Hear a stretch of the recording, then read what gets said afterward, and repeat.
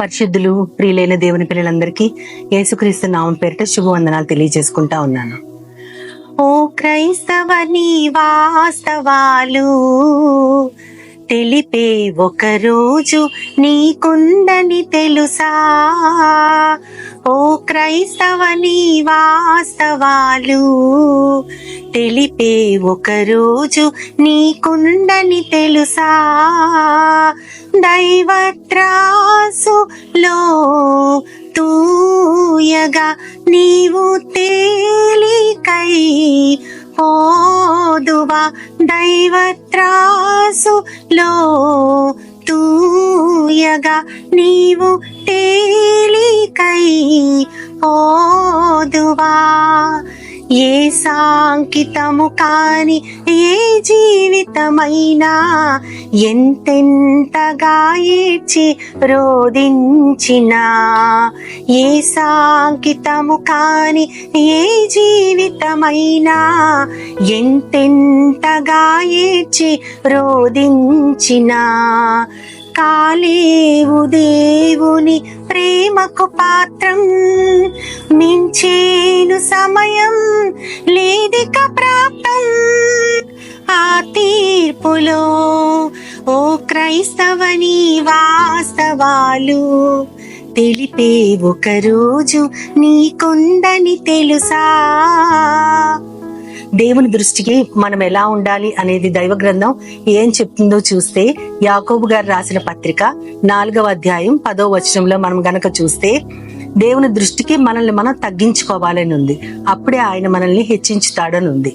దేవుని దృష్టికి తగ్గించుకోవటం, ఆ తర్వాత ఆయన మనల్ని హెచ్చించడం ఏంటి ఇదంతా అని ఆలోచిస్తే, ఈ లోకంలో రకరకాల కారణాలతో ఒకరి మీద ఒకరం అతిశయపడుతూ ఉంటాం. వారికంటే మేము గొప్పవారమని, లేదంటే మాకంటే వారు చాలా గొప్పగా ఉన్నారు, వారి పరిస్థితికి మేమెట్లా చేరుకోగలమని ఒకరిని మించి ఒకరు పోటీ పడుతూ ఉంటారు. ఒకరి మించి ఒకరు హెచ్చించుకోవాలని చూస్తూ ఉంటారు.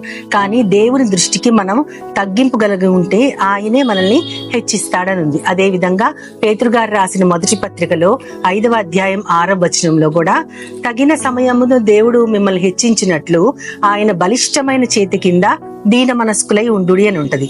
అంటే మనం ఏ టైంలో హెచ్చాలో ఆయనకి తెలుసు, ఏ టైంలో మనం తగ్గాలో అది కూడా ఆయనే నిర్ణయిస్తాడు. అప్పటిదాకా మనము ఆయన బలిష్టమైన చేతి కింద దీన మనస్సుతో ఉండాలి. దీన మనస్సు అంటే అన్నిట్లో మనం తక్కువగా, ఆత్మలో మనల్ని మనం దేవుని బిడ్డలుగా మనం అనుకుంటూ అందరి పట్ల ప్రేమతో సాత్వికంతో మెలగటమే దీన మనస్సు. అటువంటి దీన మనస్సుతో ఆయన బలిష్టమైన చేతి కింద గనక మనం ఉన్నట్లయితే ఆయనే తగిన సమయంలో మనల్ని హెచ్చిస్తాడు.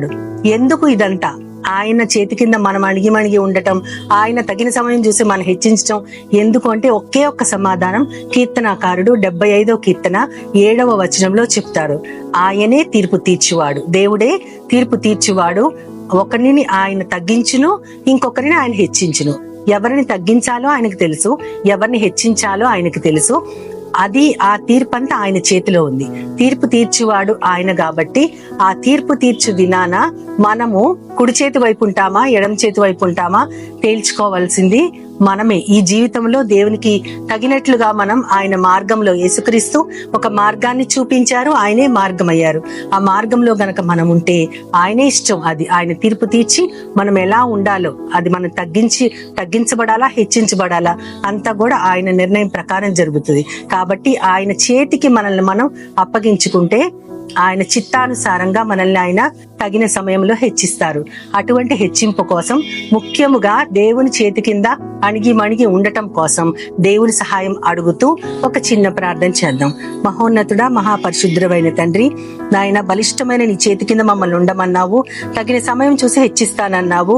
దేవుని దృష్టికి మిమ్మల్ని మీరు తగ్గించుకోండి అని చెప్పారు, అప్పుడే హెచ్చిస్తానని చెప్పారు. ఇదంతా ఎందుకు అంటే, తీర్పు తీర్చువాడివి నువ్వే తండ్రి. ఒకరిని హెచ్చిస్తానన్నారు, ఒకరిని తగ్గిస్తాను అని అన్నారు.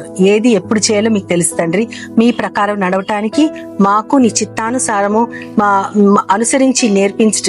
అనుసరించటానికి మాకు నేర్పించమని నీ ప్రియ కుమారుడు నా ప్రియ ప్రభువైన యేసుక్రీస్తు ద్వారా కోరి ప్రార్థిస్తున్నాను పరమ తండ్రి.